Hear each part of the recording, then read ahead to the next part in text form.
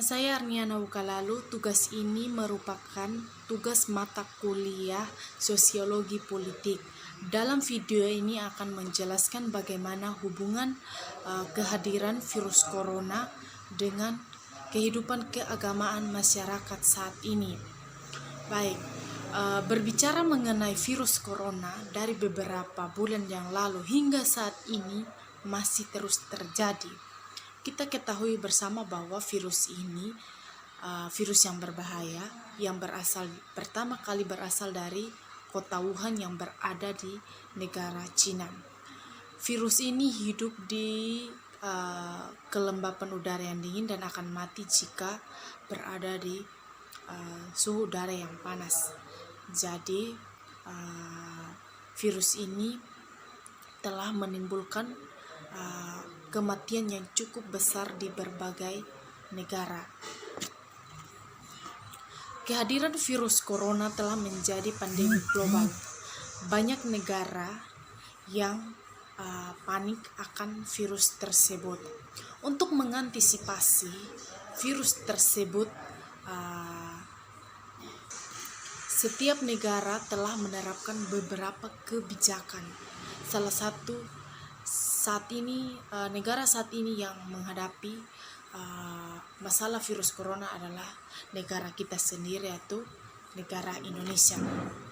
Saat ini negara Indonesia sedang melakukan berbagai kebijakan untuk mencegah penyebaran virus corona. Pemerintah Indonesia telah menerapkan beberapa kebijakan. Pemerintah menghimbau dan menjalankan kebijakan itu untuk kepentingan seluruh masyarakat Indonesia. Hal lain adalah pemerintah menerapkan physical distancing untuk masyarakat Indonesia. Tujuannya adalah untuk membatasi ruang gerak masyarakat untuk tidak berada di luar rumah tetapi berada dalam rumah. Hal ini untuk mencegah penyebaran virus corona. Dan selanjutnya ada beberapa kebijakan yang telah ditetapkan oleh pemerintah. Salah satunya juga adalah menutup setiap lembaga, baik perkantoran, lembaga pendidikan maupun lembaga keagamaan. Nah, yang menjadi pokok pembahasan di sini adalah mengenai lembaga keagamaan yang ditutup. Saat ini adanya COVID-19 telah membuat masyarakat Indonesia panik, takut, dan juga gelisah. Kehadiran COVID-19 telah membuat masyarakat Indonesia untuk berada dalam rumah. Dan pemerintah saat ini telah menutup segala tempat yang mengumpulkan massa kelompok. Tujuannya itu untuk mencegah penyebaran virus corona. Selain itu, masyarakat dilarang untuk berada di luar rumah karena jika berada di luar rumah bisa saja akan terinfeksi COVID-19. Yang menjadi perhatian saat ini adalah pemerintah telah menutup tempat ibadah dan segala aktivitas kegiatan keagamaan. Untuk tahun ini pemerintah mengadakan kebijakan untuk ditiadakan. Apalagi saat ini umat Kristiani, kaum Muslim akan menghadapi hari raya besar, tetapi karena kehadiran COVID-19 maka perayaan untuk hari raya besar keagamaan ini untuk sementara ditiadakan dan masyarakat dihimbau untuk berada atau beribadah di dalam rumah saja tanpa melakukan perayaan di luar rumah atau di tempat terbuka. Pemerintah telah menghimbau pada masyarakat untuk tetap berada dalam rumah dan mengenai ibadah keagamaan, pemerintah menghimbau kepada masyarakat untuk tetap dijalankan tetapi harus berada dalam rumah tanpa melakukan perayaan di tempat terbuka atau di luar rumah. Hal ini banyak mendapat dukungan dari masyarakat lain. Ada yang mendukung bahwa karena kehadiran COVID ini, maka mereka harus diwajibkan untuk tetap berada dalam rumah tanpa melanggar aturan yang ada dari pemerintah atau kebijakan yang ada di pemerintah. Hal ini dilakukan untuk mendukung program kerja pemerintah mencegah penyebaran virus corona. Dan alasan lain mereka mendukung adalah ketika beribadah, bukan saja beribadah di tempat ibadah yang seharusnya, tetapi di setiap agama beribadah itu boleh saja dan kapan saja, asalkan kita betul-betul mau beribadah. Karena menurut mereka ibadah itu bukan hanya sekadar beribadah, tetapi ibadah adalah bagaimana seseorang menyerahkan hati, jiwa dan pikirannya untuk Tuhan. Nah, itu yang merupakan ibadah yang sempurna, yang seharusnya dilaksanakan oleh masyarakat. Jika ada himbauan dari para pemerintah, ada pula masyarakat yang mendukung dan ada pula yang tidak mendukung. Ada beberapa masyarakat yang tidak mendukung pemerintah jika menutup setiap tempat ibadah dan melarang setiap acara keagamaan untuk dirayakan tahun ini. Mereka beranggapan bahwa kenapa pemerintah harus takut kepada virus corona. Yang perlu kita takuti adalah kepada pemberi kehidupan atau yang maha kuasa. Alasan itulah mereka tidak mendukung jika kegiatan keagamaan ditiadakan tahun ini. Tetapi mereka seharusnya mengikuti aturan pemerintah. Pemerintah tidak melihat kepentingan pribadi seseorang, tetapi pemerintah menerapkan kebijakan itu adalah untuk kepentingan umum. Jadi setiap masyarakat yang tidak mendukung pemerintah bahwa ibadah keagamaan itu ditiadakan, dihapus, beranggapan bahwa ketika kita mengikuti himbauan dari pemerintah, itu merupakan kehendak setiap agama.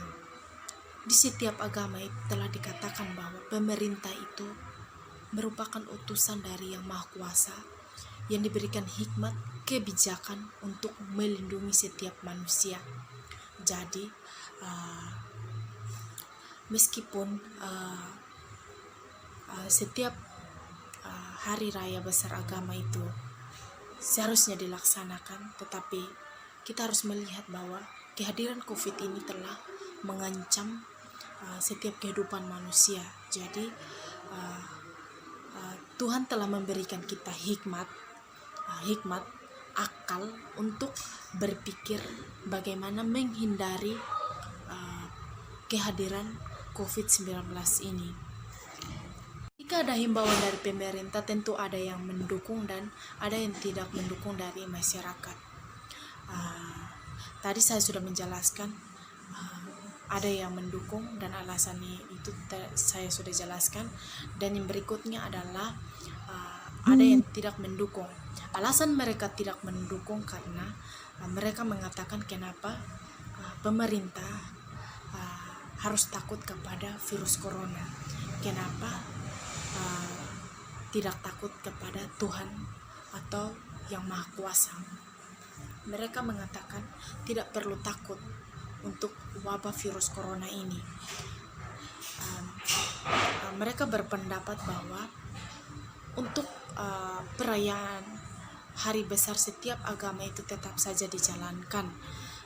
Mereka meyakini bahwa ketika kita menjalankan ibadah perayaan agama, tentu saja virus ini akan hilang. Nah, itu yang menjadi alasan yang paling mendasar kenapa mereka tidak menyetujui jika setiap tempat ibadah baik dari agama Kristen, agama Islam atau agama lainnya itu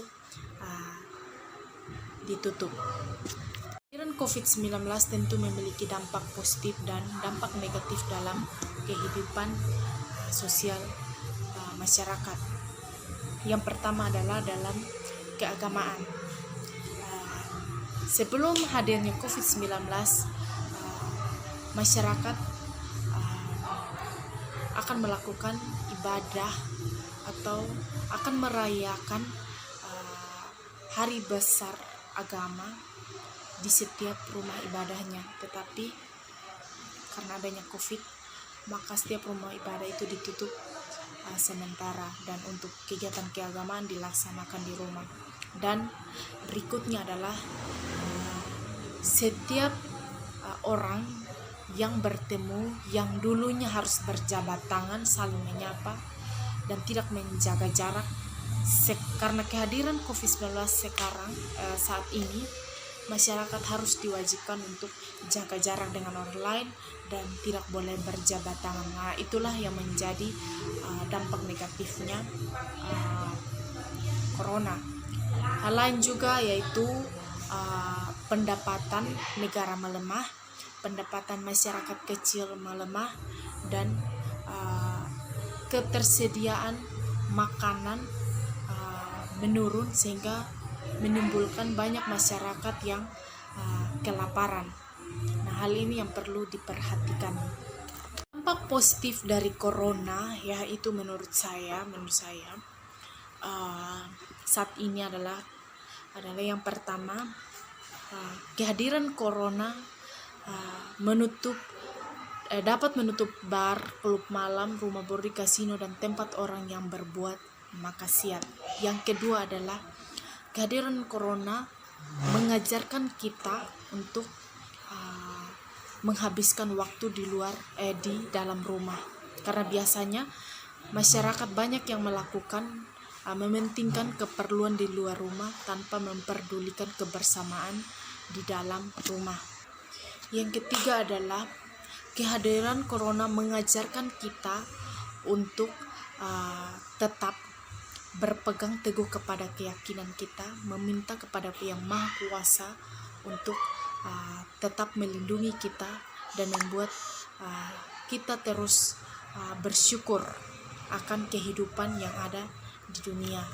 Yang berikutnya adalah bagaimana cara kita untuk menjaga kebersihan lingkungan, menjaga kebersihan diri kita, bagaimana membentuk pola hidup kita yang sehat. Jadi ketika virus corona ini hadir, banyak masyarakat yang baru menyadari bahwa pola hidup sehat itu penting.